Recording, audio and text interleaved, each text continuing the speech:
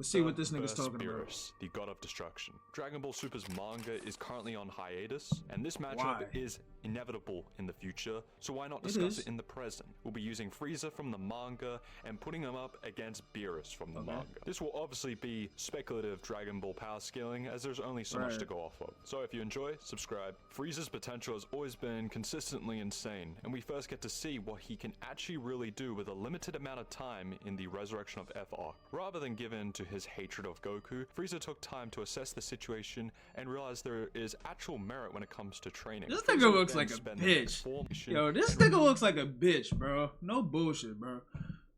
I hated this form so much, bro. First form Frieza. Merit when it comes to training. I Frieza hated would then that spend form. the next 4 months training and would unlock his golden form. In just 4 months, Frieza went from being a Namek level fighter to surpassing current arc Goku. This same Goku crazy. has I'm had not gonna decades lie. of training and experience, gained a form that could shake the earth and produce enough energy to be sensed from across the universe, and then gained another form that could clash fists with the god of destruction and threaten to destroy the entire Dragon Ball macrocosm. And in the most recent arc, proceeded to get a form that was 50 times stronger than Super Saiyan God. In total, Goku had 17 years to grow stronger after Namek, and Frieza with just 4 months of training was able to eclipse every milestone and every form that Goku has ever reached, and even surpass fusions such as Super Vegito from the Buu Saga. The only Bro, I'm not gonna lie. That's actually...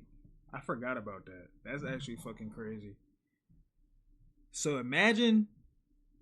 Say if, like, the fight on Namek, like, just paused, and this nigga Frieza had a day to train after Goku got regular Super Saiyan.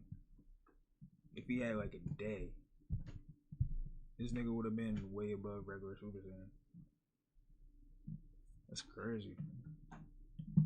real flaw in Frieza's plan was that he was still too impatient and didn't bother to properly train his golden form, which had stamina issues. And despite that, he was still above Super Saiyan Blue Goku. He just lost because Goku is flat out a better fighter, as hard work will always beat talent. Even though he was defeated by Goku and sent back to Hell, where he couldn't even train normally, Frieza was still defeated by Goku is flat out a better fighter, as hard work didn't bother to properly train his. The only real flaw in Frieza's plan was that he was still too impatient and didn't bother to properly train his golden form, which had stamina issues. And despite that, he was still above Super Saiyan Blue Goku. He just lost because Goku is flat out a better fighter, as hard work will always beat talent. Even though he was defeated by Goku and sent back to Hell, where he couldn't even train normally, Frieza was still able to grow in power by just image training. By the time of the Tournament of Power, Frieza not only mastered his golden form, but was equal to Super Saiyan Blue Goku post Black Arc, and was able to one-shot Goku out of his own form. Frieza's power was one of the most important aspects of Team Universe 7, and without him, their entire universe would have been erased,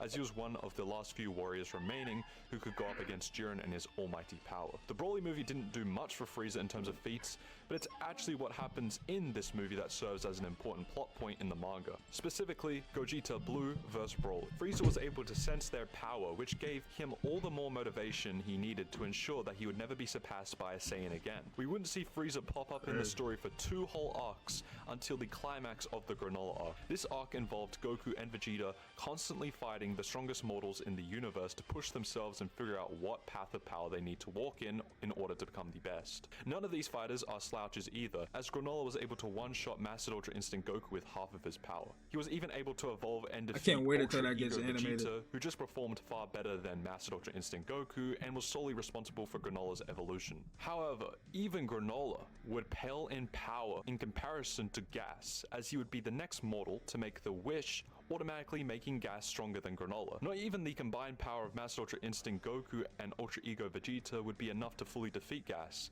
and at best push him back. But didn't Frieza defeat this nigga? The wish to become the strongest mortal acts like a curse, and as Goku and Vegeta grow and surpass Gas, Gas's body would automatically age and use its lifespan as fuel to make Gas stronger. Even with Goku creating a version of Ultra Instinct that works best with his Saiyan nature, and Vegeta learning and improving with Ultra Ego, it still wasn't enough, as zombie Gas would grow even stronger. Everything changed once Frieza arrived, however, on the planet, and would go on to one-shot Gas in his black form.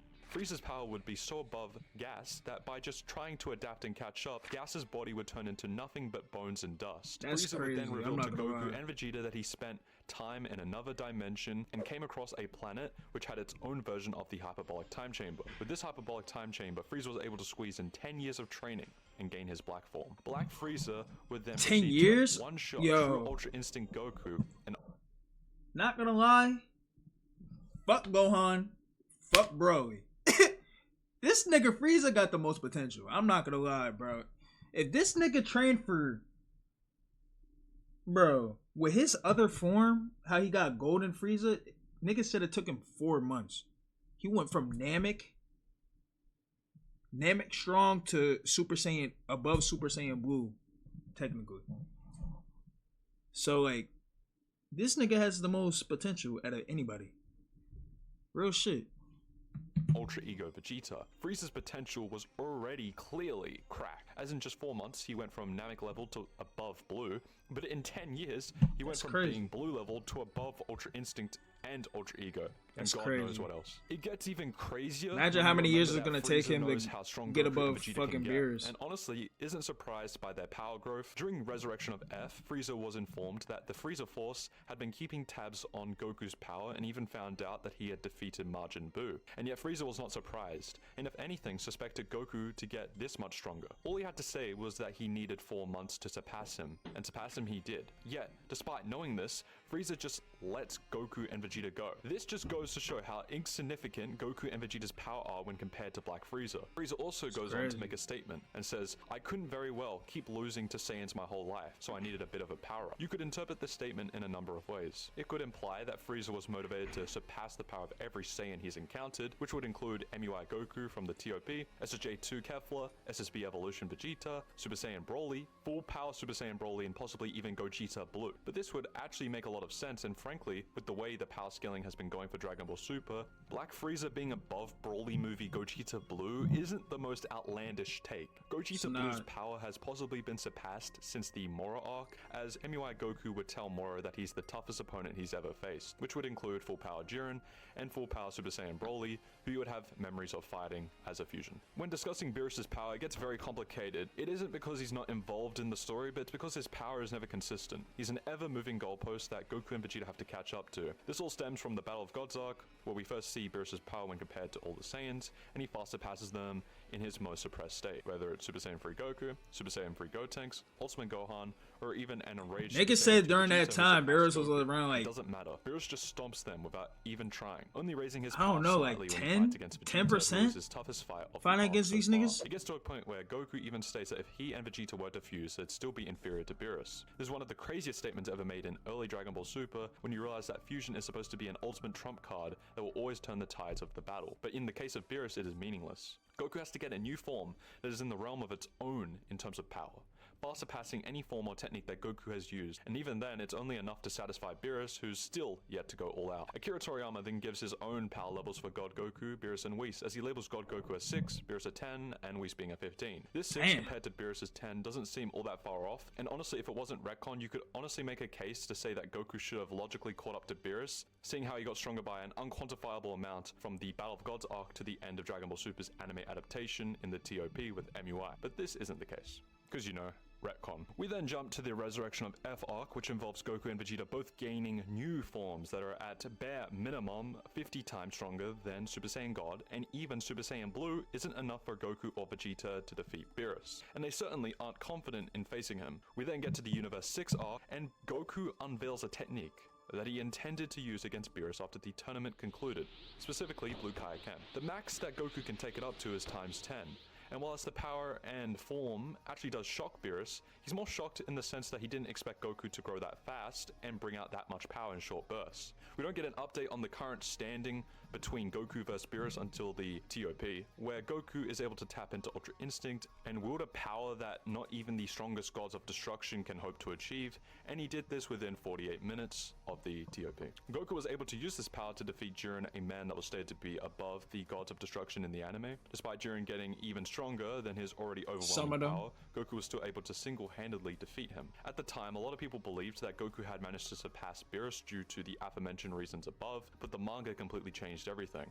During the Mora arc, we see Goku go through an absolute evolution in terms of Ultra Instinct, eventually being able to tap into the Silverhead version once again, and stomp Angel Mora, before slowly getting overwhelmed by Planet Mora. Beerus is prepared to intervene and clean up a threat that not even Ultra Instinct Goku could defeat, but luckily he doesn't have to get involved as Goku was able to beat Mora with the Spirit Bomb.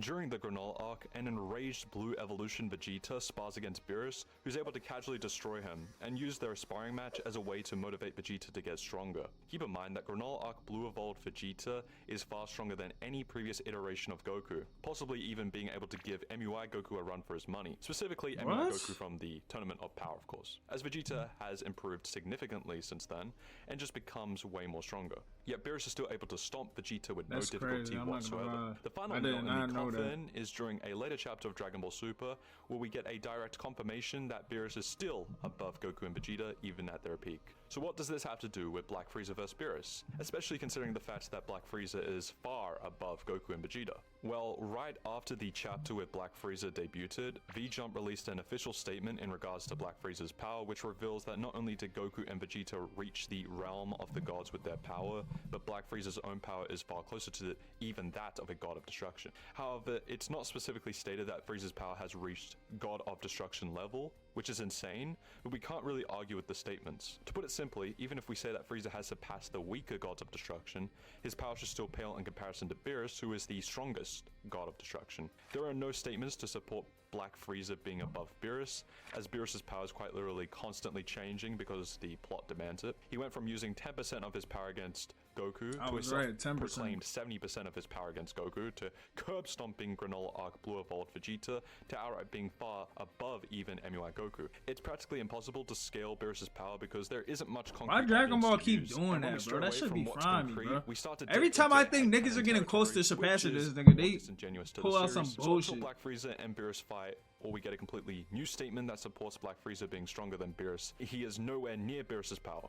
At his absolute best, he's the strongest mortal in Universe 7, and stronger than the weaker gods of destruction like Sidra, but Beerus still remains supreme.